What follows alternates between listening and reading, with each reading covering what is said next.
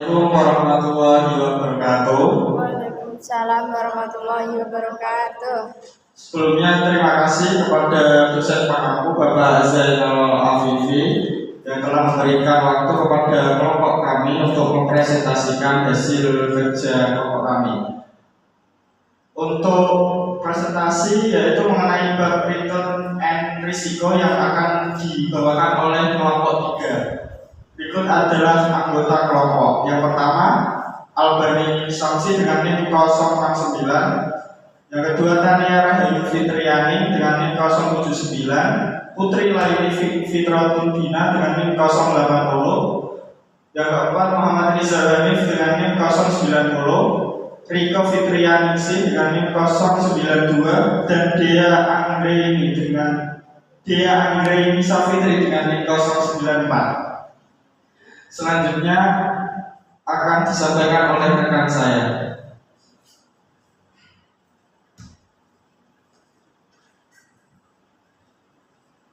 Sebelumnya kita harus tahu dulu apa itu return investasi. Return investasi adalah kinerja finansial investasi pada suatu aset. Return investasi ini dibedakan menjadi 3 kelompok. Yang pertama return aktual atau dari data historis. Yang kedua, return diharapkan, return yang diharapkan oleh investornya. Dan yang ketiga, return yang disyaratkan. Seperti yang kita tahu, kalau saham itu high risk, high return, low risk, low return. Selanjutnya, di dalam mengukur return, kita bisa menggunakan currency atau presentasi. Semisal, tahun lalu kita berinvestasi, nominalnya 100 juta. Nilai dari investasi tersebut hari ini bertambah 10 juta, 100 juta bertambah 10 juta. Kalau dalam currency ini, kalau dalam currency 10 juta imbalansinya. Kalau dalam persentase itu 10% imbalansinya. Next. Selanjutnya, apa itu resiko investasi? Return investasi di masa yang akan datang penuh dengan ketidakpastian. Ini yang disebut dengan resiko. Karena tidak pasti, untuk tidak pasti return ini disebut dengan resiko. Pengukuran resiko investasi dengan menghitung besarnya probabilitas perbedaan antara return aktual dan return yang diharapkan. Semakin besar probabilitas bahwa return aktual jauh lebih kecil dibandingkan return yang diharapkan, maka semakin besar resiko investasi. Probabilitas tersebut dapat dihitung dengan standar deviasi. Standar deviasi ini yang menentukan resiko dan imbalansinya. Oke, selanjutnya akan dilanjutkan oleh rekan saya.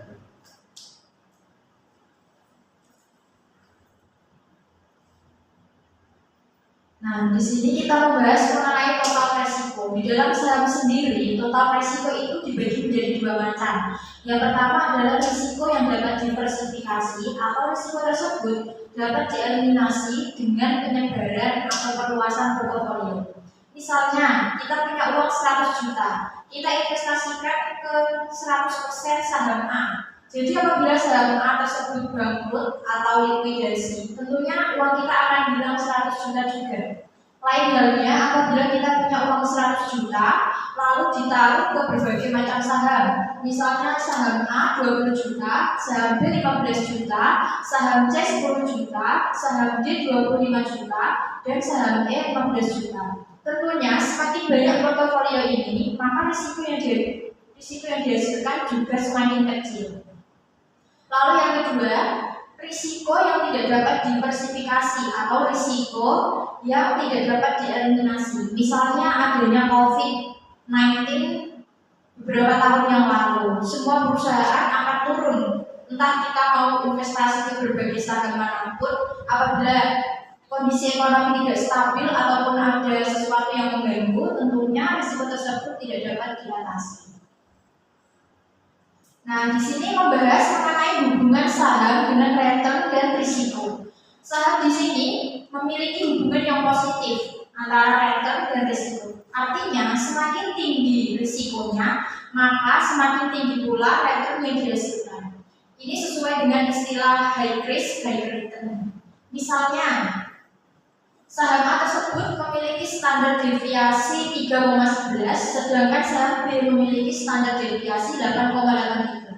Perlu diketahui bahwa seperti yang disampaikan sebelumnya, bahwasanya total risiko itu dapat diukur dengan adanya standar deviasi. Semakin besar standar deviasi tersebut, maka risiko yang dihasilkan juga semakin kecil. Misalnya pada dalam gambar, pada saham A dia berada di rentang waktu 1500 dan pergerakan grafiknya tidak begitu signifikan. Mungkin naiknya hanya sebesar 2000, sedangkan kalau turun mentoknya 1000 katakanlah. Lain halnya dengan saham B. Saham B memiliki fluktuasi harga yang sangat tinggi. Apabila dia semakin tinggi dia bisa mencapai 12.000, apabila turun dia sampai turunnya sampai bahkan 2000. Inilah yang membedakan antara dua saham tersebut kondisi pasarnya. Sehingga untuk saham B ini dapat dikatakan memiliki risiko yang lebih besar, yang nantinya juga akan menghasilkan return yang lebih besar. Next selanjutnya akan dijelaskan oleh rekan saya. Untuk selanjutnya, estimasi return data probabilitas tersedia. Ini adalah cara menghitung return yang diharapkan, yaitu rumusnya ada E dalam kurung R sama dengan sigma N1 R kali PR. Dalam hal ini diterangkan E dalam kurung R return yang diharapkan dari suatu investasi, R yaitu return ke I yang memungkinkan terjadi, PR probabilitas kejadian return ke I, dan N banyaknya probabilitas return yang mungkin terjadi. Contoh pertimbangan alternatif investasi berikut. Ada beberapa kondisi ekonomi, probabilitas T bil dalam persen, alta dalam persen, repo dalam persen, AMF dalam persen, market dalam persen. Yaitu pertama, kondisi ekonomi menurun, probabilitasnya 0,10, T bil persen yaitu 8%, alta minus 22%, repo 28%, AMF 10%, market minus 13%. Kondisi ekonomi di bawah rata-rata, probabilitas 0,20, T-bill-nya 8%, alta minus 2%, repo 14,7%, AMF minus 10%, market 1%.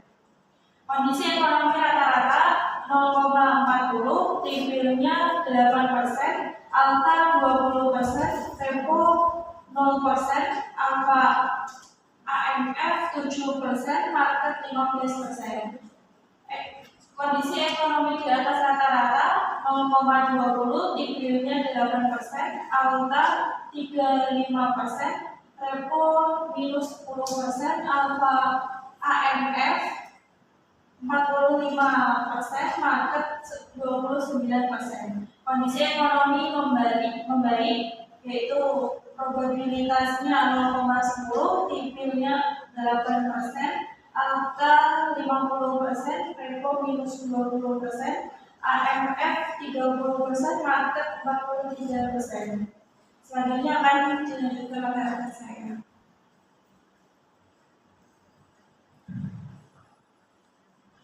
Oke, selanjutnya misalnya kita ambil salah satu saham yaitu Alta, lalu masuk ke rumus E dalam kurung R yaitu ER sama dengan sigma N1 R dikali PR, maka ER Alta sama dengan 0,10 dikali dengan minus 22% ditambah 0,22 dikali dengan minus 2% ditambah 0,40 dikali 20% plus 0,20 dikali 35% ditambah 0,10 dikali 50%, maka ER Alta ketemu 17,4%.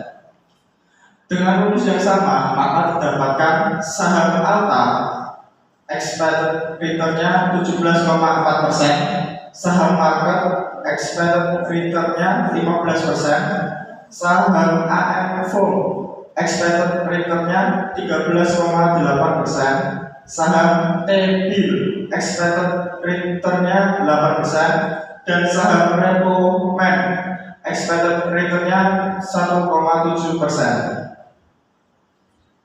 Berikutnya estimasi risiko. Besaran risiko investasi diukur dari besaran standar deviasi dan return yang diharapkan.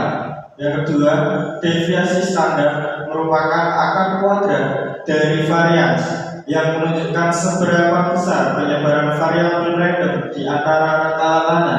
Semakin besar penyebarannya, semakin besar pula deviasi standar investasi tersebut. Dan data yang digunakan bisa menggunakan data probabilitas atau data historis. Selanjutnya akan dilanjutkan oleh rekan saya.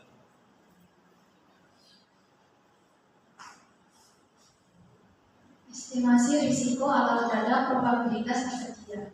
Untuk menghitung risiko yaitu rumusnya standar deviasi akar sigma n sampai 1 dikali r min IR pangkat 2 B. Misalnya kita ambil salah satu saham yaitu Alta, lalu masuk rumus standar deviasi 0,10 diambil dari probabilitas minus 22 diambil dari saham Alta, 17,4 diambil dari hasil pertimbangan. 0,10 dikali min 22 minus 17,4 pangkat 2 ditambah 0,22 dikali minus 2 dikurangi 17,4 pangkat 2 ditambah 0,40 dikali 20 minus 17,4 pangkat 2 ditambah 0,20 dikali 35 min 17,4 pangkat 2 ditambah 0,10 dikali 50 minus 17,4 pangkat 2 hasilnya 20%. Dengan rumus yang sama maka didapatkan saham T-Bill yaitu 0,0%, Alta 20%, Revo 13,4%, HM Farm 18,8%, Market 15,3%. Expected return versus risiko. Manakah saham yang akan dibeli untuk mempermudah keputusan kita bisa menggunakan model perhitungan coefficient of variation. Selanjutnya akan dijelaskan model coefficient of variation. Coefficient of variation adalah standar definisi dibagi dengan explain pattern. Semakin kecil coefficient of variation, kita mengatakan secara relatif jenis investasi itu mempunyai risiko lebih kecil. Itu yang sebenarnya kita lihat dalam ilustrasi di atas. Jadi kalau dilihat dalam ilustrasi ini, maka mungkin yang paling kecil itu pasar yang masih sangat kecil. Sehingga kita lihat dari 3 saham ini tidak ada saham yang mengatakan pasar. Selanjutnya ada estimasi return data historis. Kalau kita mempunyai data dalam bentuk historis, maka kita mempunyai 2 pendekatan. Yang pertama, rata-rata aritmetik, dan yang kedua, rata-rata geometrik. Rata-rata aritmetik sendiri adalah rata-rata yang lebih baik dipakai untuk menghitung nilai rata-rata return yang tidak bersifat kumulatif. Sedangkan rata-rata geometrik itu rata-rata sebaiknya dipakai untuk menghitung tingkat perubahan return pada periode yang bersifat semisal atau dan kumulatif, misalnya 5 atau 10 tahun berturut-turut. Rumusnya untuk rata-rata aritmetik, sigma R dibagi dengan N. Artinya itu R-nya dari return yaitu 4 tahun ini dijumlah terus dibagi dengan N. N-nya itu tahun. Jadinya 25% dibagi 4 hasilnya 6,25%. Selanjutnya ada rumus rata-rata geometrik. Rumus ini 1 ditambah racun tahun pertama dikali 1 ditambah racun tahun kedua, seterusnya sampai dikali pangkat 1/4. Rata-rata aritmatik biasanya lebih rendah daripada rata-rata geometrik.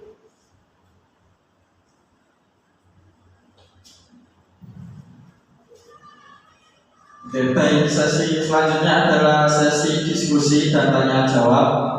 Apabila teman-teman ada yang ingin didiskusikan atau ada ingin pertanyaan untuk kelompok kami, bisa ditulis di kolom komentar ya. Baik, sekian presentasi dari kelompok kami. Saya selaku moderator mengucapkan mohon maaf sebesar-besarnya apabila terdapat kesalahan. Wassalamualaikum warahmatullahi wabarakatuh.